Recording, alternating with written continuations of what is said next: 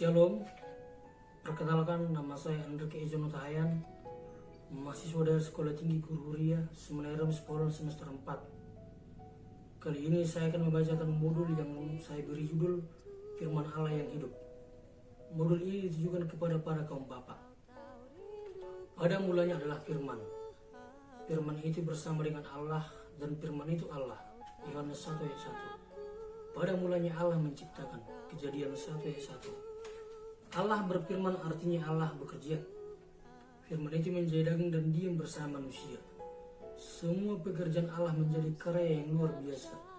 Langit dan bumi beserta semua isinya tertata rapi dan berfungsi dengan baik. Semua pekerjaan-pekerjaan Tuhan dari awal sekarang sampai ke masa yang akan datang telah difirmankan olehnya. Kita beruntung karena selain firman itu terhadap ciptaan, firman juga tertulis ke dalam bentuk Alkitab yang kita miliki saat ini. Firman dalam Alkitab adalah firman yang tertulis. Semua pernyataan tertulis di Alkitab diwahyukan oleh Tuhan kepada orang-orang yang diinginkan untuk menuliskan firman-Nya. Meskipun ditulis oleh manusia, tidak perlu ada keraguan dalam firman yang ditulis di Alkitab. Penulisan itu tidak terlepas dari tuntunan Tuhan. Hal itu dibuktikan dengan alur yang beruntun dalam setiap kisah yang terjadi dalam Alkitab, mulai dari Perjanjian Lama sampai kepada Perjanjian Baru. Semua kitab saling berkaitan. Padahal waktu penulisan itu berkisar selama 1500 tahun dan dilakukan oleh orang yang berbeda dan di zaman yang berbeda pula. Tidak pernah ada kesepakatan dari satu penulis ke penulis yang lainnya untuk menuliskan semua kitab supaya saling berkaitan. Jauh sebelum Injil dinyatakan, kita berada dalam kegelapan. Kita tidak dapat melakukan pekerjaan baik menurut ukuran Tuhan. Tidak ada yang disalahkan dengan situasi ini. Karena memang belum ada yang menyampaikan yang mengandung kebenaran mutlak. Meskipun sebenarnya Tuhan juga bekerja dengan kondisi seperti itu. Tuhan meletakkan rohnya ke dalam hati manusia yang hidup di mana belum ada pemberita Injil. Roma 2 ayat 15. Bersyukurlah kita saat ini firman yang tertulis di Alkitab telah sampai di tangan kita. Untuk membentuk Alkitab seperti ini yang kita kenal sekarang ini prosesnya sangat sulit. Yang dikorbankan bukan hanya materi, waktu dan tenaga, bahkan juga korban nyawa. Proses pergumulan untuk menjadikan Alkitab seperti sekarang ini sangat sulit. Sejarah juga mencatat Alkitab memiliki proses yang panjang supaya sampai kepada semua orang. Dahulu tidak semua orang bisa memiliki Alkitab. Dibatasi hanya kepada orang-orang yaitu hanya untuk kaum pendeta. Sehingga di zaman itu Alkitab menjadi barang yang langka. Tetapi akibatnya ada yang terjadi pembohongan kepada umat yang dilakukan oleh pendeta-pendeta yang dengan sengaja mempelesetkan tujuan firman untuk kepentingan kelompok dan kepentingan diri sendiri. Penjualan surat indulgensi surat atau surat pengampunan dosa yang pernah dilakukan gereja Katolik di abad pertengahan adalah bentuk penyimpangan ajaran Alkitab yang pernah terjadi. Saat itu Paulus bertindak seolah-olah Kristus. Di dalam Alkitab kita mengetahui sejarah penyelamatan Tuhan kepada manusia. Alkitab banyak menyimpan bukti bahwa Tuhan sangat mengasihi manusia. Alkitab menyimpan misteri masa depan bumi dan isinya. Alkitab itu sangat berharga. Fungsinya adalah untuk mengajar, menyatakan kesalahan, memperbaiki kelakuan, dan untuk mendidik dalam kehidupan, dalam kebaikan dan dalam kebenaran Tuhan. 2 Timotius 3 ayat 16-17. Tujuan firman Tuhan supaya semua orang memperoleh kehidupan. Selama hidup di dunia, orang-orang mendapatkan yang bernilai dan berkualitas. Selanjutnya, setiap orang yang hidup firman Tuhan akan memperoleh kehidupan yang kekal. Firman Tuhan jauh lebih tinggi dari ilmu filsafat dan ilmu pengetahuan lainnya. Oleh karena itu, firman Tuhan akan tertulis dalam Alkitab dan sangat pantas dihargai setinggi-tingginya. Bukan malah merendahkan keadilan Alkitab. Jika Alkitab diterlantarkan, itu sama saja tidak menghargai keberadaannya. Alkitab jauh lebih berharga dari surat-surat dunia seperti STNK, surat tanah, buku tabungan, sertifikat rumah, dan surat-surat lainnya. Firman-Mu pelita baik kakiku dan terang bagi jalanku. Mazmur 119 ayat 105. Itulah pengakuan pemazmur menggabungkan kuasa firman Tuhan. Kita tidak akan bisa melakukan pekerjaan apapun dalam kegelapan. Berdasarkan pengakuan pemazmur, firman Tuhan adalah pelita untuk memberikan cahaya supaya setiap pekerjaan yang kita lakukan bukan hasil dari kegelapan, melainkan oleh Tuhan semua orang menjadi anak-anak terang. Semua orang menerima firman Tuhan sudah masuk ke dalam terang. Sebagai manusia dan harus dicari pula, semua orang tidak akan pernah mampu menyangkupi perintah Tuhan yang tertulis di Alkitab.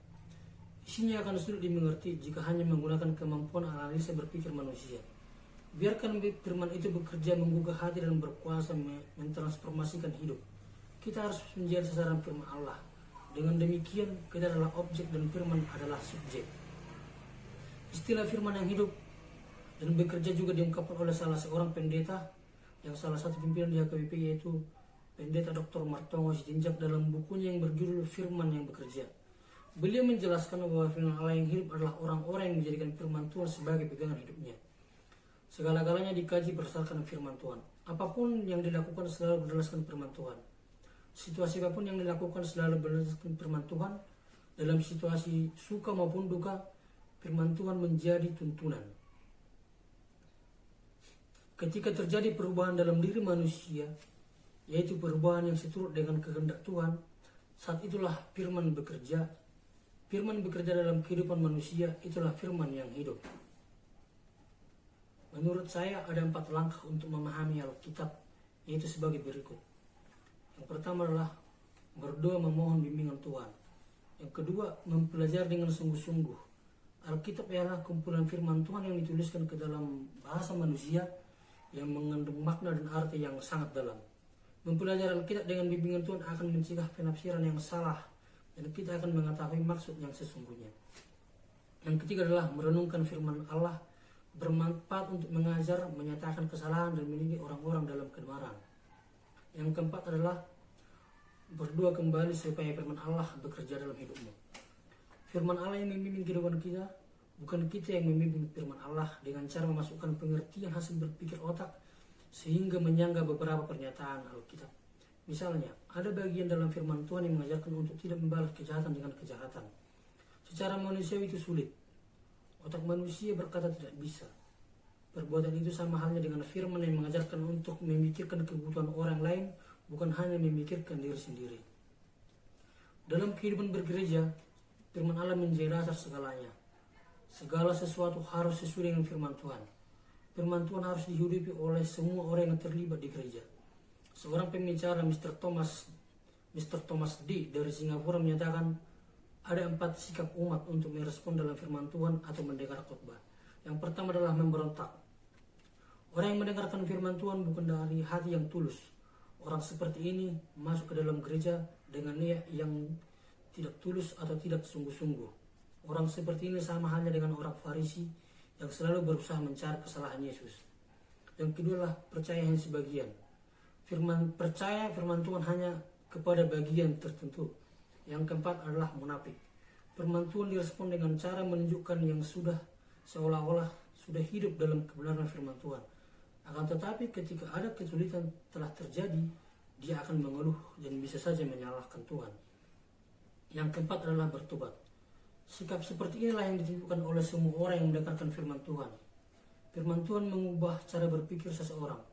Firman Tuhan memperbaharui kehidupan seseorang setiap waktu. Firman Tuhan bertujuan untuk memberikan pembaharuan. Hanya orang-orang yang hidup dalam firman Tuhan akan selalu mengalami pembaharuan. Kita akan masuk ke dalam penutup atau rangkuman dari modul ini. Dalam kehidupan sehari-hari, firman Tuhan tidak akan bisa terlepas dari hati manusia. Firmanlah yang mengendalikan hati orang yang percaya dalam melakukan semua kegiatannya. Manusia akan merasakan firman ketika dia percaya akan kuasa Tuhan. Percaya akan setiap rancangan Tuhan. Rancangan Tuhan akan selalu baru dalam hidupnya. Firman akan bekerja ketika manusia mampu berdoa dan meminta dengan hati yang sungguh-sungguh dan ataupun rendah hati. Sehingga firman akan hidup dan bekerja dalam setiap insan manusia. Ketika manusia telah mampu berjalan dalam jalan Tuhan, maka tidak perlu khawatir lagi dalam menjalani hidup karena sudah ada jaminan dari Tuhan. Karena Tuhan tidak akan pernah meninggalkan umatnya yang selalu percaya dan berdoa kepadanya dan membiarkan firman bekerja dalam hidupnya. Firman Allah disebut juga firman yang hidup. Artinya firman itu akan hidup jika tidak diterlantarkan. Firman itu akan hidup jika dibaca, direnungkan dan dihidupi. Biarkan firman yang mengubah kehidupan manusia. Demikian hasil dari modul saya hari ini. Jika ada tata bahasa atau yang salah dari pembacaan saya mohon maaf. Terima kasih. Horas, Shalom, Tuhan Yesus memberkati.